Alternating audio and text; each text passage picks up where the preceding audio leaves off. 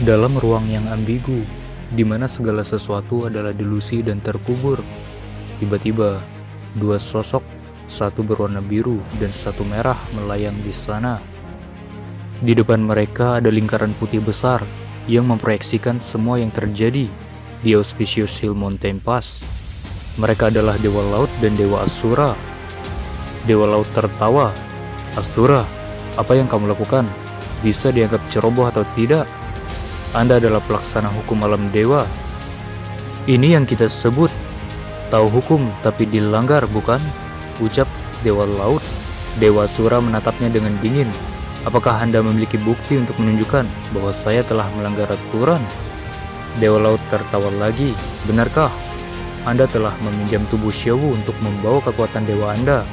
Selain itu, ketika Tangsan mengambil warisan saya, Anda telah menyembunyikan kekuatan Asura God Anda dalam roh keduanya.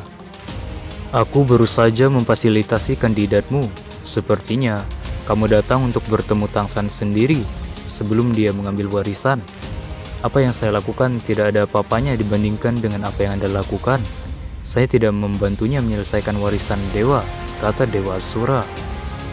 "Jadi, bagaimana kamu menjelaskan kekuatan Dewa Asura yang telah mengaktifkan dirinya di tubuh Xiaowu? Bagaimana Tangsan bangkit? Jika Anda tidak mengizinkan Dewa Makanan dan Dewi Sembilan Warna, bagaimana mereka bisa sampai ke alam manusia ketika kandidat mereka menggunakan fusi roh untuk melakukan cahaya kebangkitan dewa?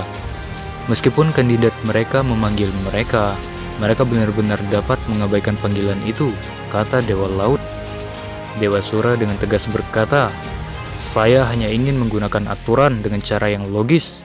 Dewa Laut melanjutkan, "Lalu, bagaimana dengan kekuatan Dewa Asura yang bisa dibebaskan Xiaowu? Jika kekuatan Asura God Anda tidak melindungi aula pertemuan itu, bagaimana mungkin calon Dewa Raksasa tidak menyadari bahwa Tangsan telah dihidupkan kembali? Jika dia mengambil tindakan pada saat itu, Tangsan akan berakhir," ucap Dewa Laut. Dewa Asura memutar matanya. "Mengenai apa yang kamu katakan, apakah kamu benar-benar ingin Tangsan mati?" Tiba-tiba Dewa Laut berkata dengan marah, "Aku tidak suka itu. Dia awalnya adalah kandidat saya. Sekarang saya harus membaginya dengan Anda." Dewa Asura mengangkat kepalanya. "Apakah dia menato namamu? Siapa yang dapat membuktikan bahwa dia adalah orang-orangmu? Lagi pula, apa yang saya lakukan tidak melanggar aturan. Paling-paling, saya hanya menggambar sedikit kekuatan Asura God. Selain itu, saya hanya menggunakan kekuatan dewa untuk membantu kandidat saya. Aturan kami memungkinkan itu. Karena saya pelaksana hukum alam dewa, saya tidak akan pernah melanggar aturan itu." Dewa Laut berkata, "Oke, baik. Saya tidak bisa mengalahkan keterampilan berbicara Anda. Anda pikir saya tidak tahu niat Anda?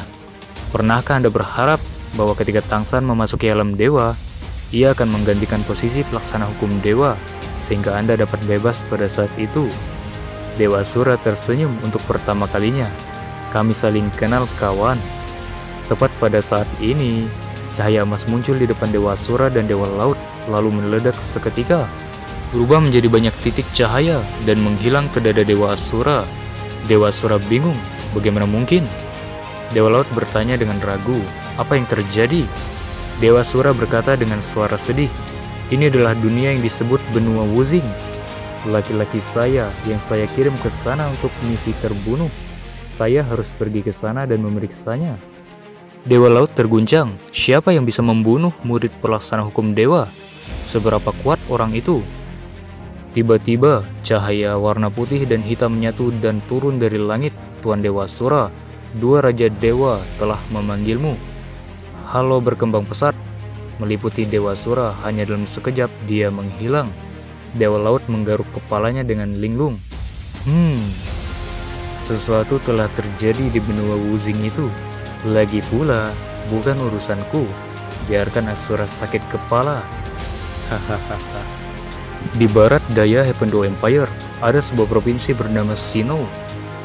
Desa Saint Spirit hanyalah sebuah desa kecil di kota Pashinuo di provinsi Sinnoh.